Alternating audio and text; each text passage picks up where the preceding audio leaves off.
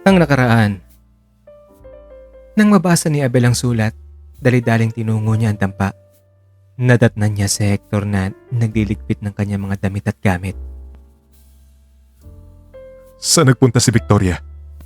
Kabilin-bilinan niya sa akin na huwag kong ipaalam sa'yo kung saan siya pupunta. Nauna na siyang umalis. Makikita na lang kami sa isang lugar. Bakit pa kayo aalis? May ginawa ba akong masama? Meron. Ang hindi mo pagsasabi ng tunay mong pagkatao. Ikaw palang may-ari ng rest house, pero ginawa mo kaming tanga. Sorry na kung ganun nasaktan ko pala kayo. Pero napakalaking bagay ba noon na kailangan yung lisanin ng lugar na ito? Oo. Dahil kung naglihim ka sa isang bagay, paano pa kami magtitiwala sa iyo sa ibang bagay? Iyan lang ba talagang dahilan nyo? Parang ang babaw naman yata niyan. Oo, yan lang. Hector, please. Mahawa ka sa kapatid mo. Huwag mong hayaan na mapahamak siya at kung saan mapunta. Kumbinsin mo siya manatili dito. Paano kayo mabubuhay? Please, sabihin mo sa kanya na bumalik na dito. Sabihin mo rin sa kanya na humingi ako ng patawad dahil sa hindi ko pagsasabi ng totoo. Ng totoong pagkatao ko. Okay, sige. Ipaparating ko. Pero hindi ako nakakasiguro na papalik siya. Ang sambit ni Hector na noon ay natapos na sa pag-iimpake at mga alis na. Hinawakan siya ni Abel sa braso. Ako? Hindi mo ba ako mahal? Bitawan mo nga ako. Siraulo ka ba? Si Victoria ang pinag-uusapan natin dito. Tapos itatanong mo sa akin na mahal kita. Ano ba talaga? Pinaglalaroan mo ba kami? Hindi. Ang ibig kong sabihin, kung mahal mo ako, mananatili ka rito. Para bumalik si Victoria. So gusto mo akong gamitin, ha? Hindi mo ako naintindihan eh. Pareho nating mahal si Victoria, di ba? Pues, huwag nating hayaan na lumayo siya, kaya please, dumito ka na. Pasensya na po, sir. Hindi ko magagawa ang sinasabi mo. Iyon ang huling pag-uusap ni Abel at Hector at wala na siyang nagawa ng tuluyan ng lumisan si Hector. Matinding pagkalito ang naramdaman ni Abel sa pagkawala ni Hector at Victoria at kagaya ni Damsel, nawasak din ang puso ni Abel. Sa paglipas pa ng mga araw ay mas lalo pa siyang nasasabik sa magkapatid. Hindi niya maintindihan ang kanyang sarili. Pareho niyang kinasasabikan sina Victoria at Hector. Ang pagpapatuloy.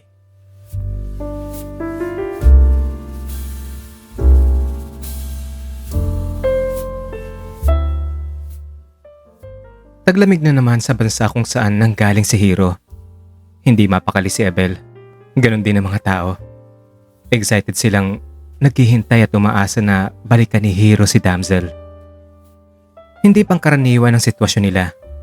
May hahalin tulad ang kanilang kalagayan sa mag-asawang ang isa ay nagtatrabaho sa ibang bansa at taon-taon kung umuwi lamang. Ang kaibahan lang ay nakatali ang mag-asawa sa bisa ng kasal at pagmamahalan. Isa pa, ang tao ay may paninindigan, may pag-iisip. Pero ang ibon, bagamat base sa mga ornithologists, monogamous daw ang karamihan sa mga tagak at devoted partner sila. Pero malaking katanungan din kung ganun ba si Hiro kay Damsel. At kung ganun man, babalikan pa rin kaya ni Hiro si Damsel sa kabila ng kabansanan nito? Iyon ang malaking katanungan ng mga tao. Babalik pa kaya si Hiro o maghahanap uli siya ng panibagong partner? Sa unang araw pa lang ng Disyembre ay dumagsa ng mga tao at turista. May mga TV networks din. Si Abel naman ay abala sa pag-aayos ng pugad ni Damsel. Siya ang pinaka-excited sa lahat. Disyembre Agis at malapit ng magtakip silim. Malamig ang simoy ng hangin at malinaw ang kalangitan. Maliban sa ilang altostratos na mga ulap na siyang nagpalihi sa mapurol na sinag ng papalubog ng araw.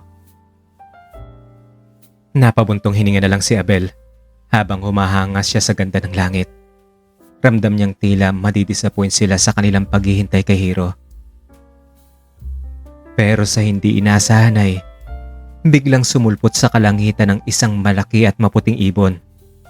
Si Hiro. Si Hiro yung dumating. Ang sigawan ng mga tao. Napaka-majestic tingnan habang pinapagaspas niya ang kanyang malapad at puting pakpak. Ang namumula-mulang langit ay makikita sa kanyang likuran. Mistulang siyang ang maalamat na ibong Caladrios ng Greek mythology. At hindi nagkamali ang kanilang sigaw. Mula sa matayog na paglipad, unti-unti itong bumaba hanggang sa dumapo ito sa pugad ni damsel. Nakabibingi ang palakpakan ng mga tao. Iyon ang pinakamadramang tagpo ng pag-iibigan ng dalawang ibon. At nasaksihan ito ng mga tao sa buong bansa at sa mundo na sumusubaybay sa kanilang mga TV monitor. Maraming umiyak at humagulgol dahil sa tuwa. Maraming nagpalakpakan. Ang tagpong iyon ang may tuturing ng malaking aral tungkol sa pagmamahal at katapatan. Sa wakas, nagbunga rin ang paghihintay ni damsel. Sa wakas, napalitan ng iba yung saya ang kanyang napabalot na paghihinagpis na puso. Ang bulong ni Abel na may bayad na lungkot naman para sa sarili. Sa pagkalat ng kwento ng pag-ibig ng dalawang ibon ay hindi rin nakaligtas sa limelight si Abel. In-interview siya ng mga TV networks at sa bawat interview niya ay isinisingit niya ang pangalan ni Victoria. Hinamin din niya sa mga reporters na nililigawan niya si Victoria pero iniwan siya nito.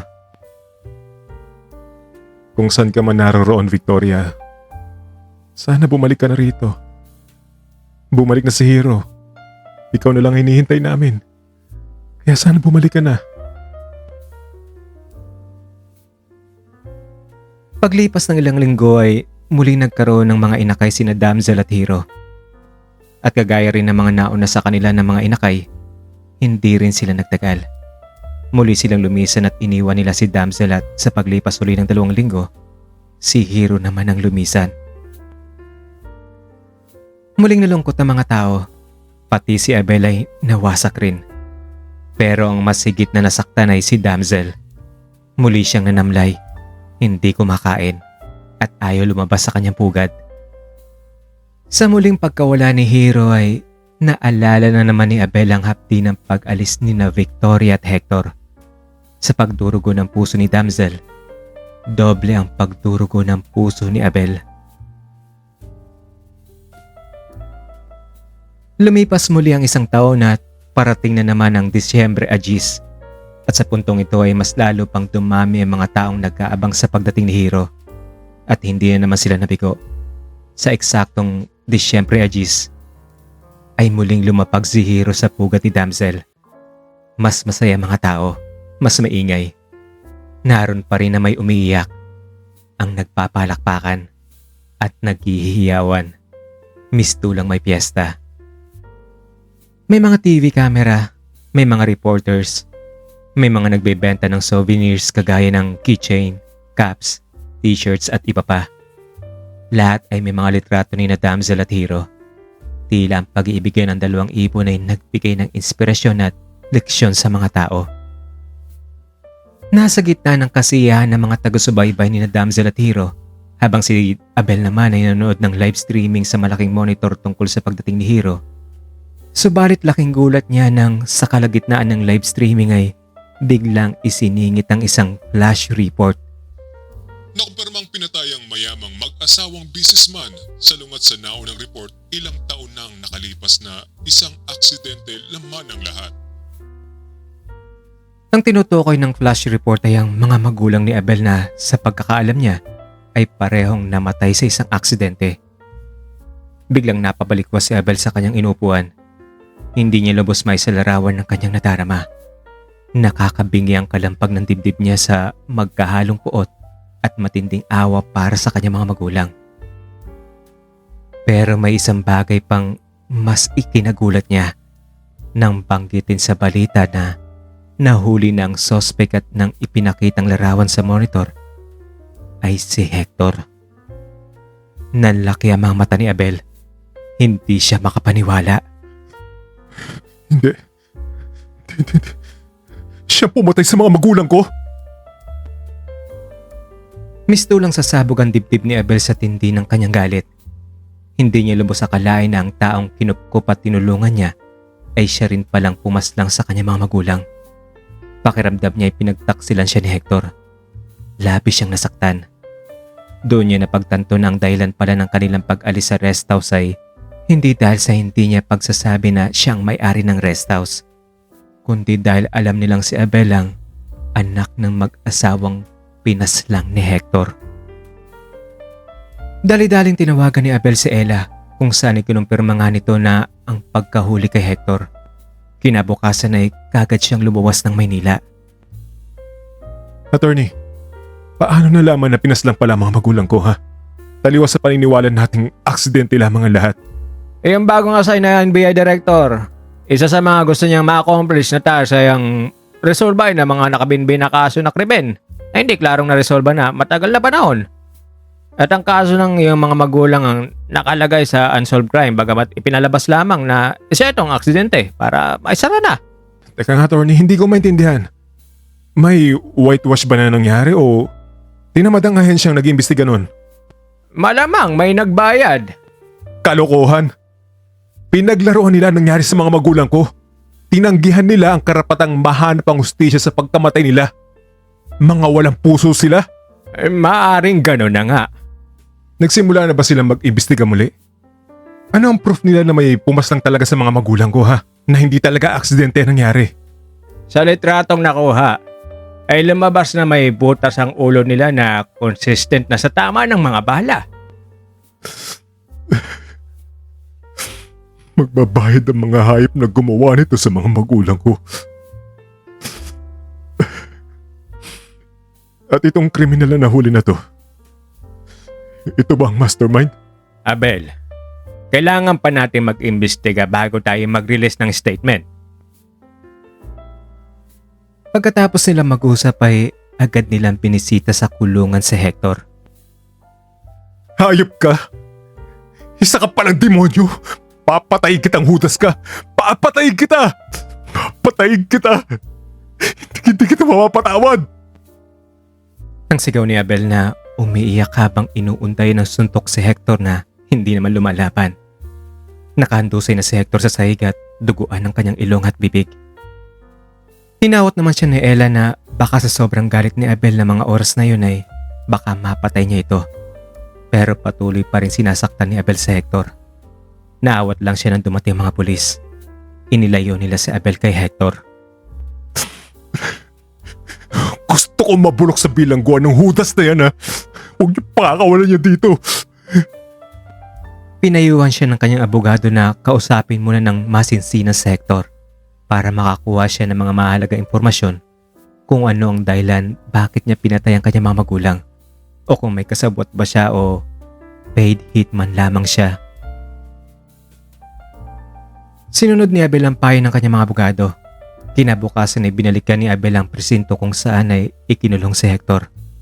Pero wala siyang nakitang Hector sa kulungan. Teka, ano ba nangyayari dito? Ano nangyari tula sa kulungan ng kriminal na yon? Ang galit na tanong ni Abel nang nadatnan niyang ang kulungan ni Hector ay walang laman. May nagtangkang pumatay sa kanya, sir. May bumisita sa kanya mga nakamotor. Nung makitang nakatulog yung naka-duty na pulis ay ayun, binaril lang naka-silent, sir. Mabuti na lamang at sa pagbagsak nito nakasigaw pa siya kaya nagising ang mga pulis.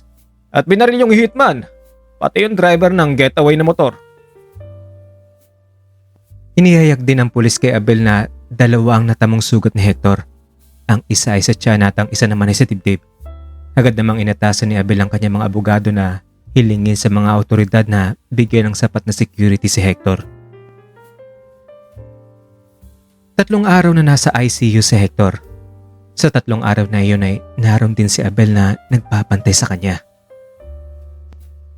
Bakit mo pinatay ang mga magulang ko? Ang tanong kaagad ni Abel kay Hector nang pumayag lang doktor na maaari nang kausapin ito. Hindi po ako pumatay sa mga magulang niyo, sir. Hindi ako naniniwala sa iyo, Hector. Nang nandun ka sa bukid, nilihim mo ang lahat. Nagsinungaling ka. Paano pa ako maniniwala sa iyo? Bakit ikaw? Nagsinungaling ka rin naman sa akin sa amin ni Victoria. Hindi na ba ako dapat tiwala pa sa'yo. At saka sir, pwede po bang hayaan niyo na muna ako magsalita? Pag natapos na ako magkwento, saka mo ako husgahan kung kapanipaniwala bang sinasabi ko o ikiwento ko o hindi. Okay, sige. Magkwento ka. Maraming salamat po, sir. Sir, nasaksihan ko po ang lahat. Ang pagpatay sa mga magulang mo. Naroon po ako sa talampas sa mismong gabi na nangyari ang lahat. Nakita ko nang tumilapo ng sasakyan ng mga magulang mo. Nakita kong buhay pa sila sa loob nun. At nagpumilit silang makalabas. Kumakatok at sumisigaw sila ng tulong. Lalapitan ko na sana sila pero bago pa man ako nakababa sa talistis, may sumulpot na 5 armadong tao at pinalibutan nila ang sasakyan. Nakita ko yung babaeng duguan mula sa loob ng sasakyan. Nakita ko halos makalabas na siya sa nabasag na bintana. Pero nilapitan siya ng isa sa mga lalaki. Sinigawan niyang babae na basta ang naalala ko pong sinabi ng lalaki. Mare, huwag ka nang magtangkang lumabas. Ako na ang bahala sa negosyo natin.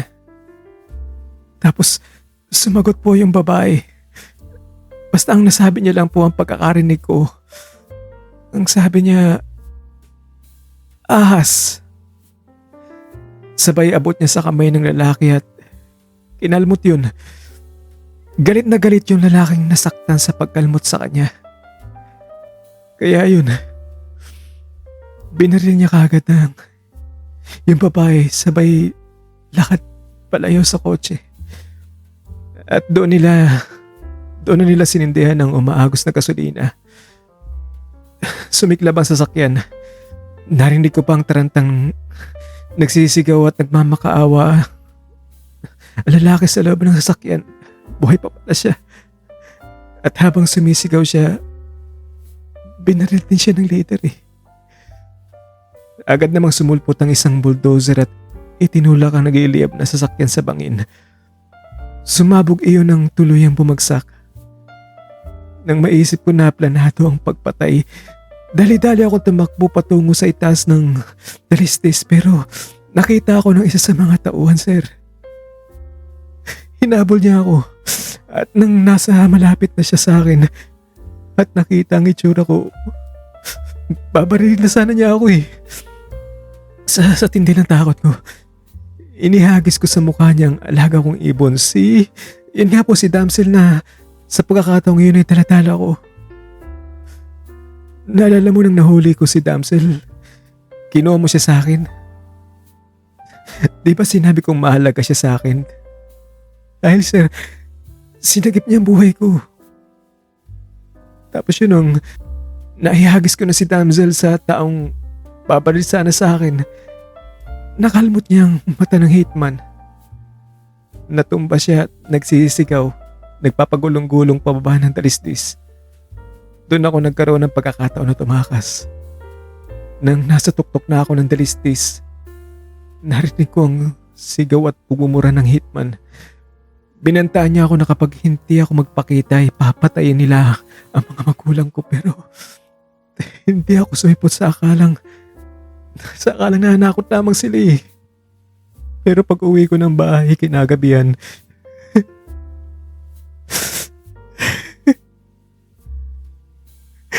yun nga sir eh. Patay na ang mga magulang ko sir. Pareho silang may tama ng bala sa ulo. Pinatay sila.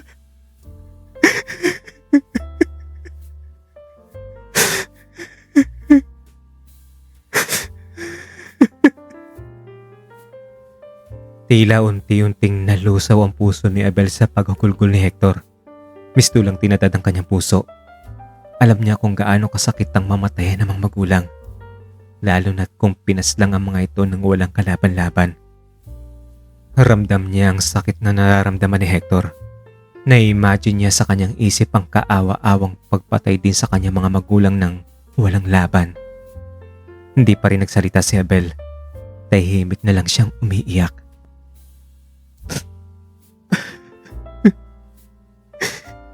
Sir, hindi niyo po ba naisip kung bakit inahabol ako ng mga taong armado na yun? Kung ako talagang tunay na pumatay sa mga magulang mo, di ba solve na ang lahat? Di ba wala nang dapat maghahabol sa buhay ko? Bakit sa tingin niyo gusto nila akong patayin? Dahil ayaw nilang isiwalat ko ang mga nasaksihan ko sa karumal-dumal nilang ginawa.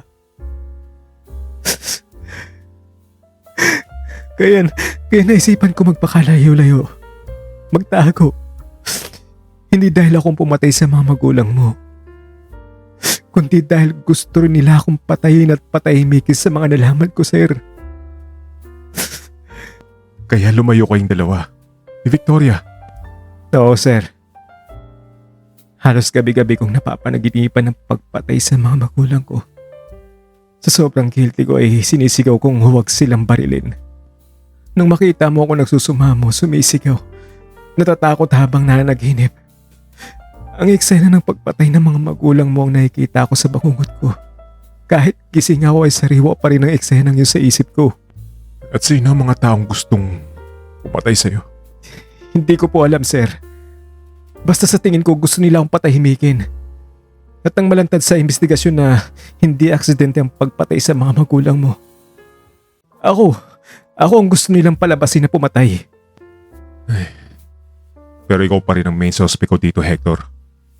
Hindi pa rin niwalaan sa korte ang mga sinasabi mo kung wala kang ebidensya na magpapatunay na hindi ka ang salarin.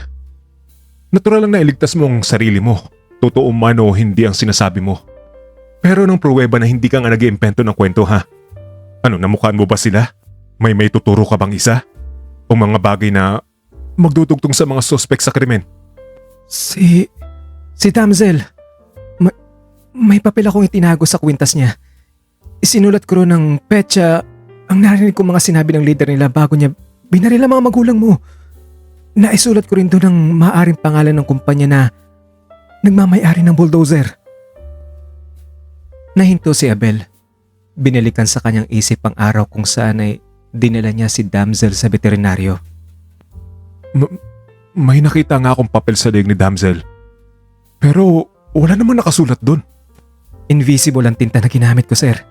Gamit ang katas ng lemon at kaunting tubig. Nang marinig niya iyon, agad namang hinugot ni Abel ang kanyang mobile phone at tinawagan si Mang Estong. Hello Mang Estong. Naalala mo ba yung papel na ibinigay sa akin ng veterinaryo? Yung nakuha niya sa leeg ni Damsel. Nasa drawer ko yun sa mesa ko. Baka naman po pwedeng pakidala sa akin ASAP. Thank you. Kinahaponan ay dumating ang isang tauhan ni Abel. Daladalang nasabing papel. Agad na nilatag niya iyon sa ilalim ng lampshade base sa itinuro ni Hector. At nang mainitan ng tinta, doon na lumantad ang nakasulat. Ang petsa at oras ng pagpatay, ang lugar, at ang sinabi ng boss ng mga hitman bago niya barilin ang mga magulang ni Abel. Binasa iyon ni Abel. Huwag kang mag-alala pare. Ako na ang bahala kay Tisoy. Siyang sunod kong itutumba. Makakasama rin niyo siya para kumpleto pa rin ang pamilya mo sa impyerno. At nakasulat din doon ang pangalan ng kumpanyang nagmamay-ari ng bulldozer. Doon na kinilabutan si Abel. Mabibilang lang sa mga daliri ang mga taong tumatawag sa kanya ng Tisoy at ang pangalan ng kumpanya ng kontraktor ay kilala rin ni Abel. Isa iyon sa mga contractors ng mismong kumpanya nila. Namukhaan mo ba yung sinasabi nilang leader? Opo. Agad na kinuhang muli ni Abel ang kanyang cellphone sa kanyang bulsa at tinawagan ng kanyang assistant. Hello, Ella. Can you scan magshots of all major shareholders of the company? Send them to my personal email. ASAP, Please, thank you. Maya-maya lang ay nasa inbox na ni Abel ang mga litrato. Isa-isang pinakita niya mga ito kay Hector. At nanlaki ang mga mata ni Abel nang itinuro ni Hector ang larawan ng nasabing leader ng grupo na pumatay sa kanyang mga magulang. Hindi. Hindi pwede to. Ang ninong ko. Maya-maya lang ay tinawagan ulit ni Abel si Ella. Ella, please secure all sensitive documents and files of the company without telling anyone. Do it discreetly and ASAP, okay? Sir, including the sensitive documents and files under the CEO? All files under the president and CEO. Also, please call all shareholders for a meeting tonight. Tell them it's a party to thank them for their effort. Sa party dumalo ang lahat ng mga shareholders pati na rin ng mga asawa nila. Sa simula ay normal lang ang paikitungo ni Abel sa lahat, lalo na sa tito niya. Nagkamayan, nagkwentuhan, kantsawan at may tawanan pa. Pero nang magsalita na si Abel sa podium, doon na sila nagsimulang matahimik. Sinabayan din ng speech ni Abel ang mga footage na ipinalabas sa screen. As we all know, my parents died in an accident. Well, that's how we were made to believe. Lately, you must have seen the news. My parents' death was a result of a well-organized plan to demolish my family. And you know who was the mastermind of my parents' killing? At dito ay ifinocus ang video kung saan ay itinuro ni Hector ang litrato ng kanyang ninong. Yes, you have seen it right. Ang ninong ko po ang mastermind. Natahimik ang lahat at nilingon nila ang kinaroroonan ng ninong ni Abel na sa pagkakataong iyon ay halatang namumutla at hindi makatingin sa mga tao. Who would have thought that the person who was supposed to be my parents' best and trusted friends turns out to be the Judas Iscariot of their lives? They believed in him. They gave their full trust in him. And he killed them. Ninong, hindi ko po akalain na kayo pala'y isang ahas. Pinatay mo ang mga magulang ko. Traitor ka. Hindi ko akalain na pinagplanuhan mong angkinin ng kayamanan namin ang kumpanya namin. Kaya sisiguraduhin kong mapupulok ka sa bilangguan. Gulat na gulat ang lahat ng mga shareholders. Nagkagulo sila. Iho, Abel, wala akong kinalaman sa sinasabi mong pagpatay sa mga magulang mo. Di ba ang pumatay sa kanya itong magsasakang si Hector ang pangalan? Inamin na niyang naroon siya sa lugar kung saan napatay ang mga magulang mo. At umamin din siya na siya ang may kinalaman sa pagpatay sa kanila. May pinirmahan na siyang affidavit. Magaling po kayo magtanim ng kasinungalingan, Ninong. No wonder. Madali niyong napatay ang mga magulang ko na nagtiwala sa inyo. Iyong affidavit na Hector was signed under duress and coercion. At the same time of signing, he did not have any lawyers by his side. At oo, naroon siya sa lugar ng insidente. Hindi dahil siya ang pumaslang sa mga magulang ko, kundi siya ang inilagay ng tadhana para maging nag-iisang testigo sa kademonyohang ginawa niyo sa mga magulang ko. Sa pagtitipo na lang iyon ay tinanggal ni Abel sa pwesto ang kanyang ninong bilang CEO ng kumpanya. At akamang tatakas sa sanang ninong ni Abel pero agad ding lumabas sa mga pulis na nauna nang nakaabang sa labas ng auditorium. Agad na pinusasan nila ang ninong ni Abel. Sa korte na lang po tayo makikita, Ninong. Natapos na ang kaso at napawalang sala si Hector. Ang malakas na ebidensyang nagdiin sa pumatay ay ang DNA na nakuha sa kuko ng mami ni Abel. Lumabas din ang totoong dahilan kung bakit ginawa ang krimen. May itinatago itong matinding inggit dahil nanligaw ito sa ina ni Abel, pero ang ama niya ang pinakasalan. may inggit din siya sa tagumpay ng kanyang ama sa negosyo. May kinanta rin ng ibang hitman na kung hindi raw lumipat si Abel sa bukid at binitawan ang posisyon nito sa kumpanya bilang chairman at CEO, siya ang susunod na itutumba nila. Lumabas din sa mga dokumento ng kanilang kumpanya na halos mabangkarote na ito dahil unti-unti nang inililipat ng kanyang ninong sa ibang accounts ang kita ng kumpanya. At sa inaasahan, habang buhay na pagkabilanggo ang parusa ng korte sa kanya. Dahil naging sensational ang kaso at na-cover ng mainstream media, mas lalo pang sumikat si Abel at Hector. Iniidolo nila si Hector lalo na't may kagupuhan din siya at may forma. Bagay sila ni Abel kung tutusin. In fact, maraming LGBT groups ang nagsiship sa tambalang Abel at Hector na nag-viral sa social media. Naungusan pa nga nila mga sikat na gwapong mga artista. Pero ang mas minalang lahat ay si Damsel. Siya ang itinuturing nilang savior at heroine dahil sa pagkakaligtas niya kay Hector. At dahil kung hindi dahil sa kwintas niya, maaaring hindi pa malulutas ang kaso. Kaya mas lalo pa siyang kinagigiliwan, inabangan at hinahanap ng mga tao. Bakit umalis si Victoria sa rest house samantalang wala naman siyang kinalaman sa krimen, di ba? Ang tanong ni Abel kay Hector nang inimbitahan niya itong kumain sa isang restaurant. Delikado din siya. Papatayin din siya eh. Naikwento kasi sa kanya lahat. Alam niya ang lahat ng kwento. Nasaan ba siya ngayon?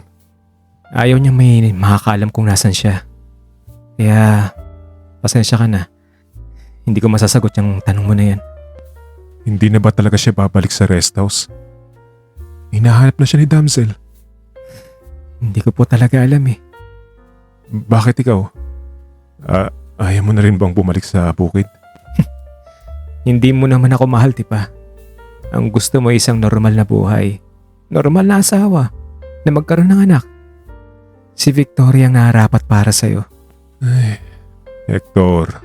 Huwag ka mag-alala, Abel. Okay lang ako. Alam mo kung kayo talagang itinadhana, kayong dalawa ni Victoria, babalik din siya sa'yo. Katulad ni Hero. Bumabalik siya para kay Damsel. Ikaw, paano ka naman? Hanapin ko ang babaeng sinabi ko sa'yo. Tutuparin ko ang hiling ng nanay ko. Di ba, ito rin naman ang sinabi mong pangarap mo sa sarili mo.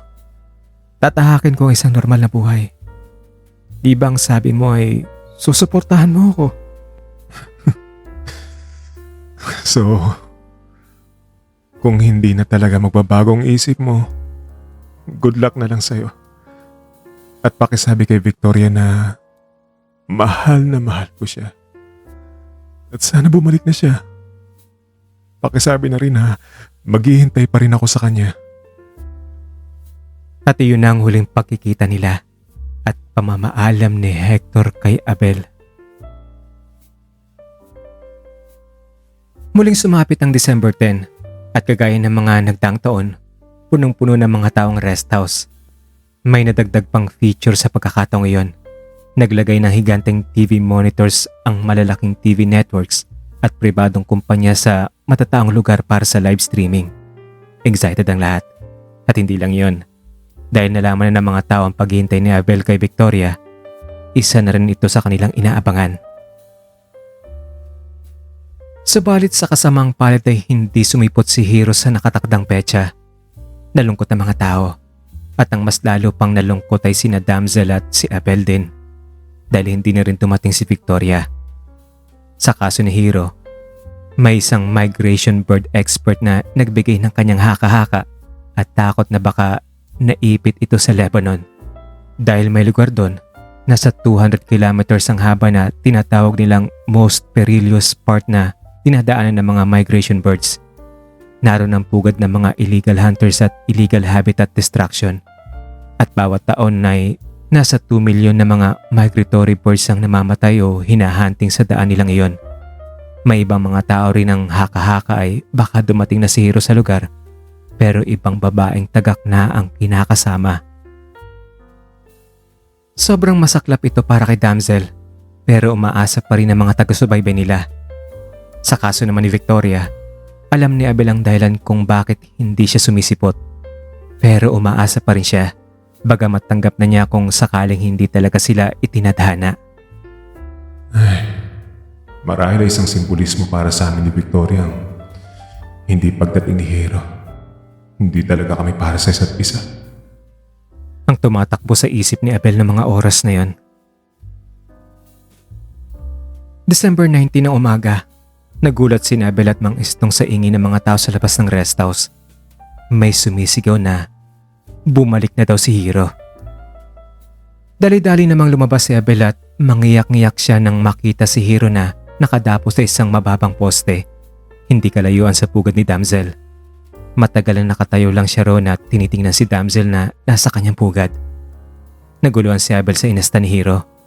Nang tinangkanan nitong lumipad patungo sa pugad ni Damsel, doon niya nalaman ang dahilan. Bumagsak si Hero sa lupa at hindi na niya kayang maiangat pa ang sarili sa ere. Halata rin ang kanyang panghihina. Nagtatatakbong nilapitan ni Abel at Mang Istong ang ibon. At hindi nga sila nagkamali. May pinsala ang kaliwang pakpak ni Hero. Nabali ito. Natamaan ng bala ang malaking buto ng pakpak niya. Kinarga ito ni Abel patungo sa bugad ni Damsel. Nang naroon na, tuwang-tuwa ang lahat sa reaksyon ni Damsel at Hero na tila nag-uusap. Ang kanilang mahabang leeg ay iniuunat. Nag-iingay at itinatango-tango nila ang kanilang mga tuka. Kahit halatang nahihirapan si Hero, ang isa niyang pakpak ay nakalaylay pa. Maya-maya lang ay may isa sa mga taga-subaybay na naroon ng dali-daling lumapit. Mawalang galang na po. Veterinaryo po ako at may dala akong first aid. Matutulungan ko si Hero. Matindi ang pasasalamat ni Abel sa kanya. Hinayaan niyang lapatan ng first aid ang ibon. Dinala si Hero sa klinik ng veterinaryo at nilapatan ng kaukulang gamot. Kinabukasan ay in-interview ng mga TV network si Abel at isiniwalat niya na pinuto lang na pinsalang pakpak ni Hero dahil hindi na ito maaaring maibalik pa sa dati. Kaya kagaya ni Damsel, hindi na rin makakalipad pa si Hero. Nalungkot ang lahat. Alam po nating masakit yun. Pero kung titingnan natin ang kabuuang sitwasyon, may mabuti rin itong may dudulot dahil sa pagkaputol ng pakpak niya, hindi na niya muli pang iiwan ng mahal niyang si Damsel. Di ba? Tungkol naman sa paghahanap ng assistant na mag-aalaga kay Damsel, may napili na ba kayo? Dalawa na silang aalagaan nyo at kapag malakas na si Hero ay hindi malayong magkakaroon na naman sila ng mga inakay. Ay, sa totoo lang, marami naman nag-a-apply pero hinihintay ko pa rin siya. Si Victoria ba? Babalik pa ba yon? Hindi ko po yan masasagot sa ngayon. Pero kapag nandito lang sana siya, buong-buo na ang buhay ko. Pareho ng masaya kami ni Damsel. Kaya kung nasan man siya naroon at kung nanonood man siya, Hindi na naituloy pa ni Abel ang kanyang sasabihin gawa ng nag-ingay at nagkagulo ang mga tao sa isang bahagi ng mga nakapaligid sa kanya. Nang binigyang daan ng mga taong pinagkakaguluhan, halos hindi makapaniwala si Abel sa kanyang nakita. Si Victoria. Sa sobrang pagkamangay, hindi makapagsalita si Abel. Nakatitig na lang siya kay Victoria. Pati ang mga taong naroon ay natahimik din. Halos pikil ang kanilang paghinga. hinihintay kita. Ang halos pabulong na sambit ni Abel, sabay yakap niya kay Victoria. Hinayaan lang ni Victoria na yakapin siya ni Abel. Abel, tatanungin kita, sino bang mahal mo? Si Victoria o si Hector? Ang tanong ni Victoria nang kumalas siya sa yakap ni Abel. Ikaw. At alam na alam mo yan, di ba? Nagulat si Abel nang tanggalin ni Victoria ang kanyang damit na pang-ibabaw, ang kanyang suot na palda, at isinunod nito ang kanyang suot na wig. hanggang sa sando at short na lamang ang natitira at lumantad ang katawan ng isang lalaki. Si Hector. Gulat na gulat ng mga tao sa kanilang nasaksihan. Lahat sila ay nagbubulungan at hindi makapaniwala sa nasaksihan. Ano, Abel? Gulat ka, ano? Ngayon tatanungin kita. Kaya mo pa rin ba akong yakapin? Kaya mo pa rin ba akong mahalin? Ngayong alam mo na ang totoo. All this time, akala ko magkaiba talaga kayong tao. Alam mo kaya pala hindi ko maintindihan ng puso ko kung bakit pareho ang naramdaman ko sa inyong dalawa.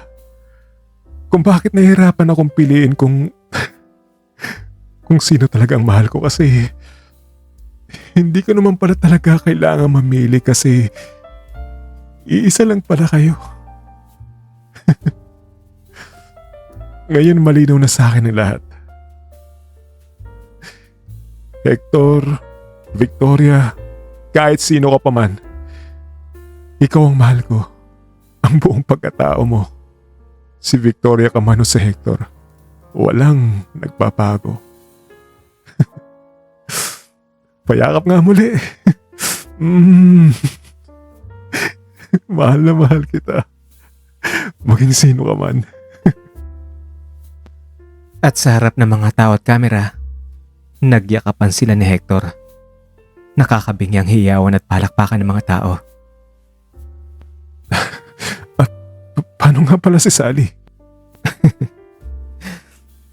Nagsinungaling lang ako. Wala talagang Sally sa buhay ko. Invento ko lang ang lahat. At muli ay niyakap ni Abel si Hector. Isang linggo ang lumipas, may sorpresang bisita si Abel.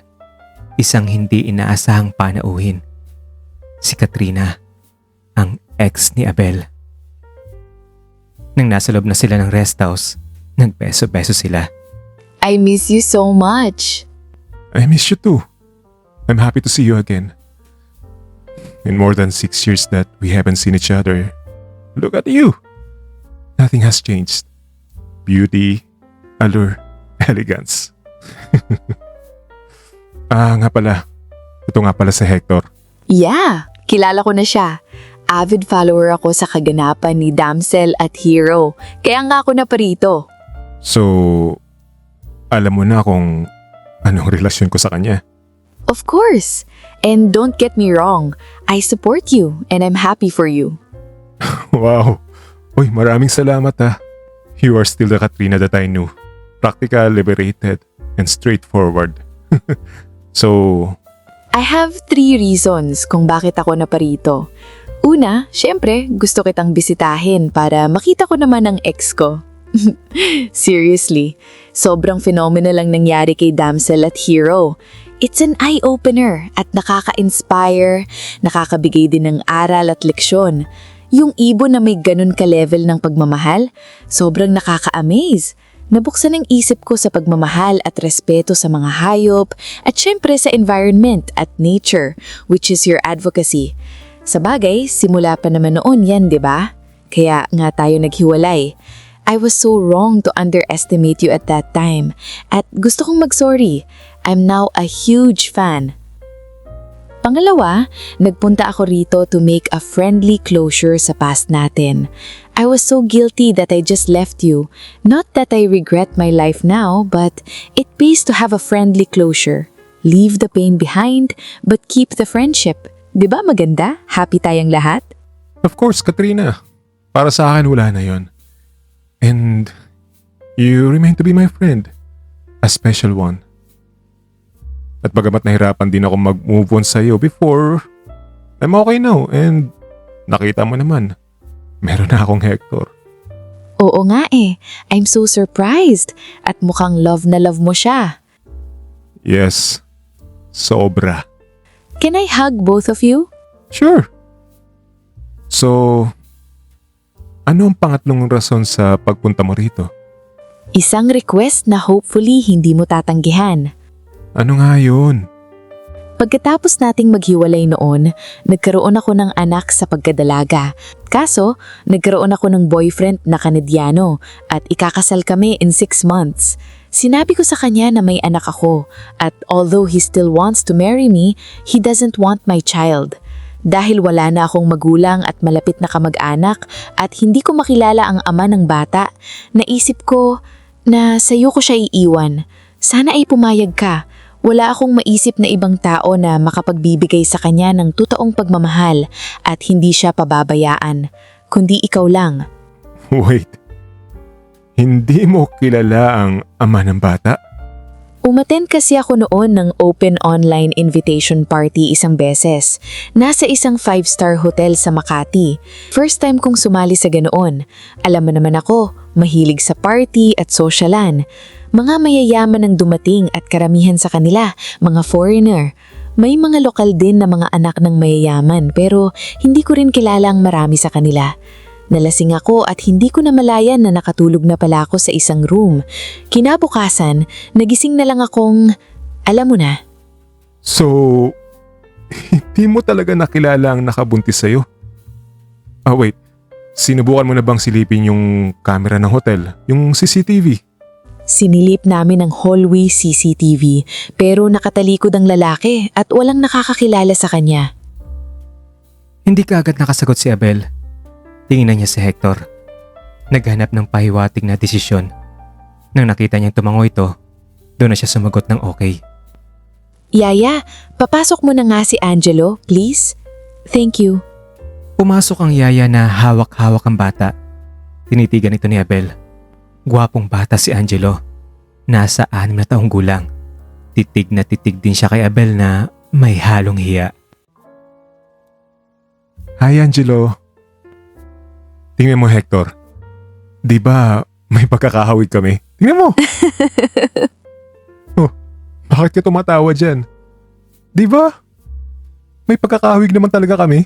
Sandali, may sasabihin muna ako sa inyo pero ipangako nyo na huwag kayong mabibigla. Ano naman yun?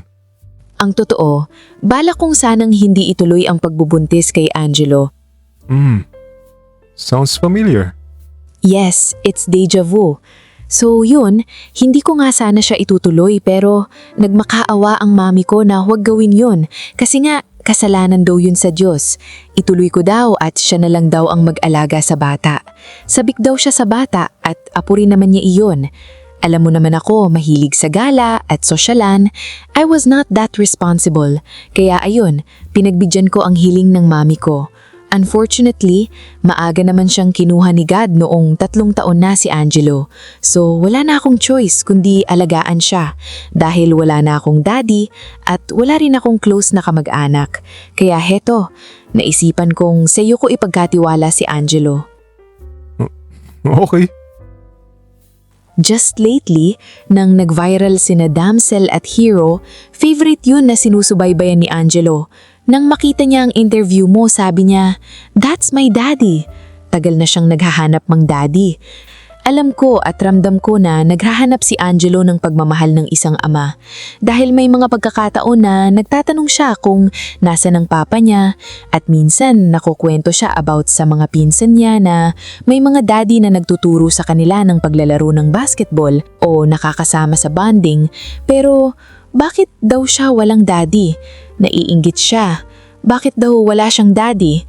Kaya nagpe-pray na lang daw siya para magkaroon siya ng daddy. Kahit naman ganito ako, Abel, ina pa rin ako eh. Kaya pag nagtatanong ang anak ko about sa daddy niya, parang talagang pinipiga ang puso ko sa bawat gabi bago siya matulog na nagpe-pray nga daw siya na dumating na ang daddy niya. At nung isang beses nga na nasubaybayan namin ang esena ni na Damsel at pinakain ni Hero ang mga inakay nila, sabi sa akin ni Angelo, "Look, Mommy, Daddy Hero is feeding his chicks." Tapos bigla siyang natahimik, kita sa mukha niya ang lungkot. Tapos may times pa na pumasok siya sa kwarto niya, tapos makikita kong nakaluhod siya sa gilid ng bed niya. Tinanong ko kung anong ginagawa niya. Ang sagot lang niya, "He's praying for his daddy to come." Wala na akong magawa kundi ang lumabas ng kwarto dahil naiiyak na ako at ayaw kong makita niya ang pag-iyak ko. At yun nga, nung sa interview mo, sabi niya daddy ka raw niya. Hindi ko naman alam kung saan niya nakuhang idea na daddy ka niya. Kaya kinausap ko siya kung gusto niya ba talagang makita ka at sa'yo sumama. Sinagot niya ako ng isang malakas na yes na may kasamang paglundag-lundag. Kaya naisip ko, pwede sigurong kausapin kita, kaya samahan ko siya ngayon. At alam mo, since that time na sinabi kong pupuntahan kita rito, hindi na yan nakakatulog ng maayos. Kaya sana Abel, pumayag ka na please, kahit para na lang sa bata. Hindi nakasagot kagad si Abel. Kitang-kita sa kanyang mukha ang pag-aalangan. Please, tatanaw kong isang malaking utang na loob sa'yo ang pagpayag mo. Teka nga, sandali nga. So family name mo ang gamit niya ngayon? Martinez ang apelido niyan. Apelido mo. What? Are you kidding? Doon na napasigaw si Abel ng malakas. At sa kanyang kalituhan ay tinitigan ni Abel si Katrina. Iyong titig na matulis. Tila hinuhukay ang isip ni Katrina kung biro ba iyon o may motibo. Bagamat ang bibig naman ay hindi maintindihan kung puputok para sa isang tawa o mura. Yes, anak mo si Angelo. Siya ang bala kong hindi ituloy noong nagpunta ako ng Canada pero tinutulan ng mami ko. Nung episode sa TV kung saan ay pinakain ni Hero ang mga inakay niya, nalungkot si Angelo at nagpray sa kwarto niya. Hindi ko na napigilan ng sarili ko that time. Binalikan ko siya sa kwarto niya at sinabi sa kanya na, alam mo anak, God already answered your prayer. Tapos excited siyang sumagot, Dad is here. Dinala ko siya muli sa harap ng TV at nang na-close up ang mukha mo sa screen, sabi ko, that's your dad. At alam mo ang sagot niya? I knew it! I knew it! You haven't changed a bit. You're still a notorious prankster. Gumawa ka pa talaga ng kwento. Kahit kailan ka talaga, Katrina. Oh. Ang biro ni Abel kay Katrina. Doon na niya nilapitan ng bata at excited na kinarga ito. At sa sobrang tuwa ay umikot-ikot. Angelo, I'm your dad. Sorry na hindi ko sinabi. That time, pride ang umiral sa akin. Pero siguro, tadhana na ang nagbigay ng daan para makapiling ni Angelo ang ama niya. Oh my God. Thank you, Katrina. Thank you. Hindi mo alam kung gaano ako kasaya ngayon. Wala talaga mapasidlan. Maraming salamat dahil may anak na ako at nakilala ko na siya. Nakilala ko na rin ang anak ko. Pangako ko sa iyo na mamahalin ko siya. Kami ni Hector, hindi namin siya pababayaan. Pangako yan. At promise, bibisitahin pa rin namin siya palagi dito sa rest house mo. All the time, Katrina. Very much welcome ka rito sa rest house namin. Sandali.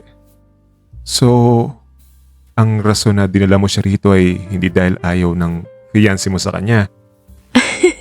Drama ko lang yon. Tagal kasing hindi nating nagkita kaya dapat bongga ang entrance, di ba? Dapat dramatic. Desisyon ni Angelo ang pagpunta rito para makasama ka. Love niya raw ang nature, love niya ang mga hayop, love niya ang bukid. Hindi talaga maikakaila na ang jeans na nananalaytay sa kanyang kalamnan ay sayo. Kaya gusto niyang dito sayo manirahan. So, akala mo talaga, ganun akong kasamang ina na ipapaampon ko talaga sa'yo ang anak ko? Na pipiliin ko ang boyfriend ko kaysa sa anak ko?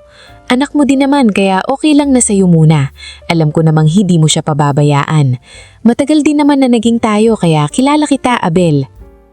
Yung totoo, ano naman ang sabi ng fiancé mo? Walang tutol yan sa desisyon ko. Sobrang bait nun at mayaman. Solong anak ng isang media tycoon ng Canada. He is inviting you pala, kasama si Angelo sa kasal namin. Lumipas ang 6 na buwan. Kasal ni Katrina. May mga planong nagbago. Tinanggihan ni Abel ang imbitasyon sa kasal. Pero alam niyo ba kung bakit? It was a double wedding. Si Katrina at ang kanyang fiancé at sina Abel at Hector. 1 month after ng double wedding ay umuwi sa Pilipinas sina Abel at Hector kasama si Angelo. Sa kanilang pagbalik ay binigyan din nila ng seremonyal na kasal sina Damsel at Hero. Lahat ng mga taga-subaybay, fans, at supporters ay kanilang inimbitahan. Nagdala ang mga guest ng kanya-kanyang baon na shinare nila sa kapwa guest. Dumalo rin sina Katrina at ang kanyang asawa. Nasaksihan niyon hindi lang ng buong bansa, kundi ng buong mundo. Dahil as usual, naroon pa rin ang media kasama ng sikat na TV station na pag-aari ng asawa ni Katrina. Ngayon ay nasa Canada na sina Katrina at ang kanyang asawa at ang balita ay 4 na buwan na itong buntis. At si Angelo, masayang masaya sa piling ni Abel at Hector. Tumutulong na siya ngayon sa pag-aalaga hindi lamang kina Damsel at Hero, kundi sa buong animal sanctuary na binuo ng kanyang ama. Wakas.